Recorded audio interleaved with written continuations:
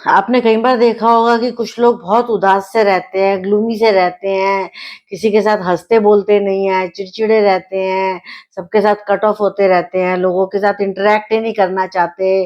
तो ऐसा क्यों होता है? उनकी लाइफ में इतनी उदासीनता क्यों है? Why are they so gloomy? क्यों? वो खुश क्यों नहीं है? सबसे बड़ा question, why are they not happy? वो खुश क्यों नहीं रह रहे? इस चीज का आंसर हमें पामिस्ट्री बहुत अच्छे से देती है। तो इसलिए आप सबका स्वागत है मेरे पामिस्ट्री गाइड्स की सीरीज में, और मैं हूं आपकी पामिस्ट्री कोच रीमा अरोरा। एक बार फिर आप सबका मेरे चैनल में स्वागत है और नमस्कार।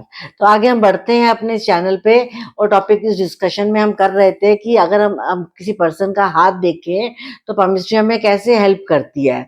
सबसे पहले तो आप देखिए, यहाँ पर हमारा मून का माउंट होता है। तो जो हमारा मून का माउंट होता है, जब ये बहुत प्रेस्ड हो जाता है और ये बहुत वाइट से कलर का हो जाता है, नेगेटिव कलर का, साथ में इस पे कोई नेगेटिव साइंस या सिंबल्स बन जाते हैं, तो ऐसे लोग हमेशा इमोशनली वीक हो जाते हैं। तो जब वो इमोशनली वीक हो जाते हैं तो उनके अंदर इनसिक्योरिटी बहुत बढ़ जाती है। जितनी ज्यादा इनसिक्योरिटी बढ़ती जाती है, वो अपने आप को उतना ही नेगेटिव समझते जाते हैं और वो कभी भी अपने आप को उभार नहीं पाते हैं। इसी तरीके से हम कलर ऑफ द हैंड को देखते हैं। जितना हाथ का कलर व्हाइटिश होगा, प्लस हमारे हाथ का कलर जितना नेगेटिव कट क्रॉसेस के साथ, जिगजैग लाइंस के साथ होगा, उतना ही वो पर्सन लाइफ में हर चीज के नेगेटिव एंगल को देखता होगा, इनसिक्योर फील करता होगा, उसके लाइफ में एक पॉजिटिव अप्रोच नहीं होगी। यह हमारा वीनस का माउंट है, जो हमें लग्जरीज को एंजॉय करने की एबिलिटी देता है। जब ये वाला वीनस का माउंट डिस्टर्ब हो जाता है तो ऐसे लोग क्या होते हैं, सोसाइटी से इंटरैक्ट नहीं कर पाते, सोसाइटी में जुड़ना नहीं चाहते, इनको समझ ही नहीं आता कि अपने आप को स्टैंड कैसे लें सोसाइटी में।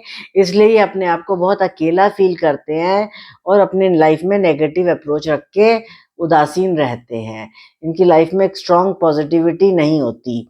अगर हमारे ये फिंगर्स की जो पॉइंट्स है बहुत पॉइंटेड हो जाएं, तो कई बार क्या होता है, ऐसे लोग बहुत क्रिटिकल एनालिटिक पावर पे आ जाते हैं। जब वो क्रिटिकल एनालिसिस करने लग जाते हैं तो वो हर चीज का नेगेटिव एंगल देखने लग जाते हैं। जब वो नेगेटिव एंगल्स देखते हैं तो वो क्या करते हैं कि हर चीज में कमी ढूंढ देते हैं। जब वो कमी ढूंढ देते हैं तो उसको एंजॉय नहीं करते हैं। जब वो उसको एंजॉय नहीं करते तो वो उदास से रहते हैं। तो आप हमेशा देखेंगे कि ऐसे लोग अपनी लाइफ में बहुत ज्यादा ग्रो नहीं कर पाते हैं। ये हमारा सैटर्न का अमाउंट होता है, जो हमें कर्म देता है कि कर्म करो। और अगर ये प्रेस्ड होता है तो ये बहुत अच्छा होता है, लेकिन अगर ये फूल जाए तो क्या होता है कि हम लोग सोसाइटी में अपने आप को बहुत अकेला कर लेते हैं, लोनली कर लेते हैं और डिप्रेस्ड मोड में चले जाते हैं, डिप्रेशन में चले जाते हैं, और वहां पर हमें नेगेटिविटी आ जाती है हमारे अंदर। हम लोगों के साथ पॉजिटिव अप्रोच नहीं रख पाते हैं। तो ये सबसे खराब अमाउंट होता है अगर ये फूल जाता है तो। अगर ये प्रेस्ड होता है तो ये अच्छा अमाउंट होता है। द सेम वे ये जुपिटर का अमाउंट होता है कि अगर ये फूल गया तो ये कहीं न कहीं आपको विज़डम दे रहा है, लेकिन अगर ये प्रेस्ड हो गया तो विज़डम की कमी हो जाती है। जब एक पर्सन के अंदर विज़डम की कमी होती है, तो वो कहीं न कहीं बहुत डिप्रेस्ड रहने लग जाता है, अपने आप को लाइफ में आगे बढ़ाने के लिए कुछ करता ही नहीं है। ये हमारी हार्ट लाइन है। ये हार्ट लाइन हमें इमोशनली स्ट्रॉन्ग बनाती है, लेकिन अगर ये किसी की वेवी हो, टेढ़ी-मेढ़ी हो, टूटी हुई हो, कट क्रॉसेस हों, इसमें ब्रेक्स हों, तो कहीं न कहीं ऐसे लोग लाइफ में इनसिक्योर होते हैं। उनको प्यार नहीं मिलता, जिसकी कमी की वजह से वो हमेशा अपने आप को इन्फीरियर समझने लग जाते हैं। वो हमेशा ही अपने आप को इनसिक्योर समझते हैं।